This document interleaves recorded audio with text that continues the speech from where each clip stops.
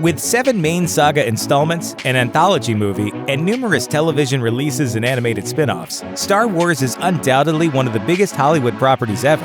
However, just being a Star Wars movie isn't enough to guarantee success, and there have definitely been some missteps along the way. We're looking at you, Lumpy. Here's a look back at all the movies that are part of the massive phenomenon that is Star Wars, as we rank them in order from worst to best. Star Wars: The Clone Wars. While 2008's Star Wars: The Clone Wars made history as the first fully animated Star Wars feature-length film, it isn't great. Essentially a TV pilot packaged for the big screens, it was almost universally panned by critics and audiences. With a script filled with stilted dialogue and forced tension, The Clone Wars just wasn't suited for the big screen. Nevertheless, it succeeded at the box office and worked as a vehicle to introduce audiences to Cartoon Network's The Clone Wars animated series, which went on to be extremely popular. Star Wars Holiday Special. Until The Clone Wars came along, 1978's infamous Star Wars Holiday Special reigned as the absolute worst Star Wars movie. The show starts with 10 minutes of untranslated Wookiee dialogue with no Han Solo around to translate it, and then things go bizarrely downhill from there. Segments include a B. Arthur musical number, humorless comedy bits, cameos by Hollywood stars, and an appearance by the rock band Jefferson Starship because, well, their name has the word Starship in it. The one bright spot of the holiday special is a cartoon introducing the character of Boba Fett, but the rest is like watching a slow-motion train wreck. For his part, George Lucas later claimed, "If I had the time and a sledgehammer, I would track down every copy of that show and smash it." At least we know what he'll be doing during his retirement. The Ewok Adventure. While the Star Wars Holiday Special has a mostly nonsensical plot, the simplistic sci-fi fairy tale in 1984's The Ewok Adventure at least has a beginning, middle, and end. This key difference, as well as the massively better production values, push it past the much-maligned 1978 special. Still, after it aired on November 25, 1984, the reviews were lukewarm at best, which isn't surprising given the young target audience. But they weren't done with Ewoks just yet. Ewoks: The Battle for Endor. The Ewok Adventure was the first of 2 spin-off films set on Endor. The 1985 sequel, Ewoks: The Battle for Endor, continues the tale begun in the first TV movie, but with a slightly meatier and more serious plot. Like its predecessor, The Battle for Endor won an Emmy, had a brief overseas theatrical run, and made it onto home media in various forms. The Battle for Endor is marginally better than the Ewok Adventure, but even with its stronger plot, this sequel isn't deep enough to make a lasting impression, even with an ornery Wilford Brimley. Episode 1: The Phantom Menace.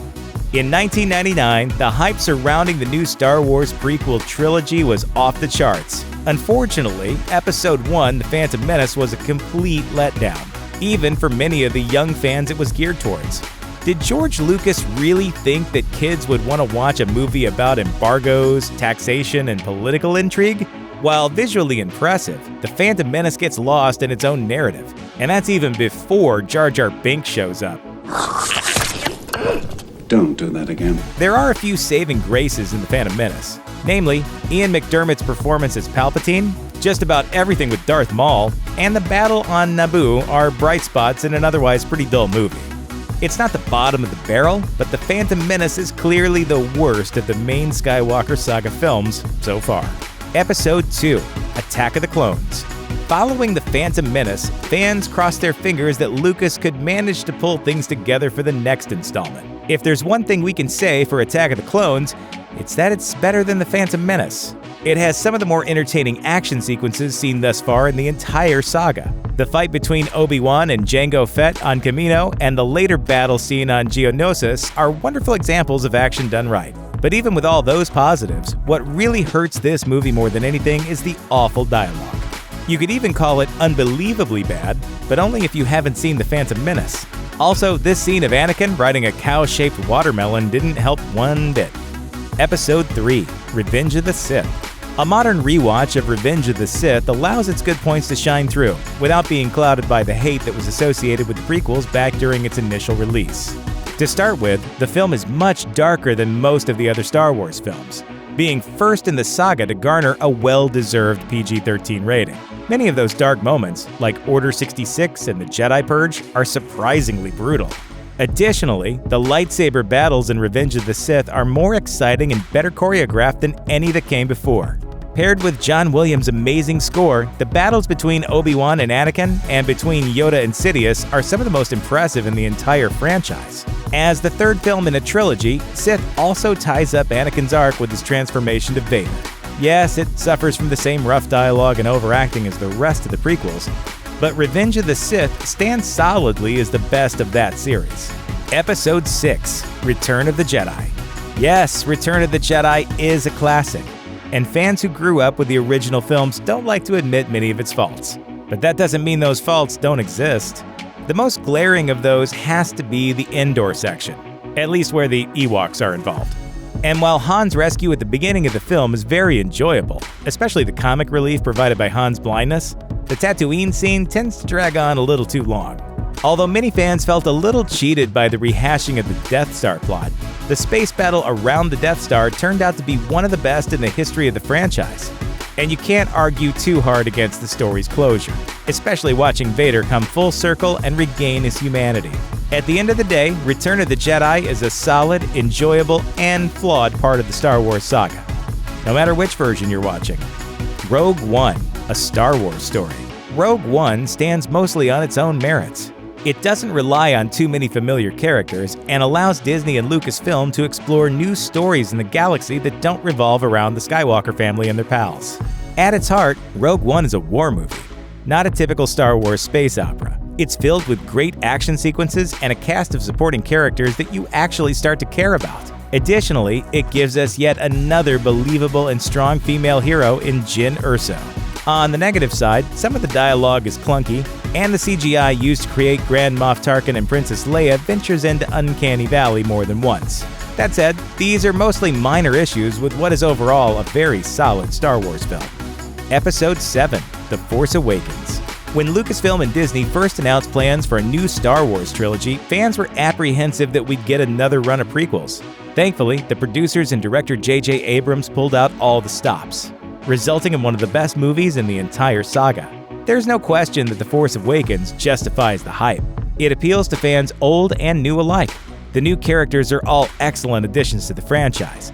The showdown between Han and Kylo and the final lightsaber battle in the woods are two major standout scenes. The major downside is that much of the characters and plot of The Force Awakens parallel A New Hope, especially Rey's arc and the Death Star stand-in, Starkiller Base. That aside, it's still an excellent entry into the Star Wars series, with a familiar yet fresh story and a new cast of faces ready to take the saga forward.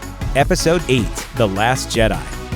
Director Rian Johnson definitely didn't play it safe with his first crack at the Star Wars saga. Instead, he delivered a visually stunning and narratively satisfying film that echoes the darkness of The Empire Strikes Back without being chained to its legacy.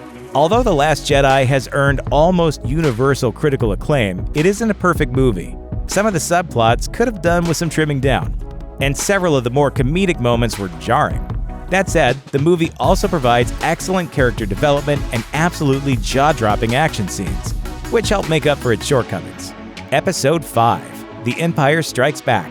After the amazing success of A New Hope, George Lucas had a near impossible task ahead of him when it came to making a sequel to such a worldwide sensation. Fortunately, The Empire Strikes Back was a resounding success. Darker and more intense than the original, The Empire Strikes Back suffers only for the lack of a clear beginning or ending to the story. And even in that regard, it's hard to fault the film. The second story in a trilogy is always the hardest to get right. And for many fans, the second installment was the best. Regardless, The Empire Strikes Back is an indispensable film, both within the Star Wars universe and for the science fiction genre as a whole. Episode 4: A New Hope. With so many things in life, you can't top the original, and that applies even to Star Wars.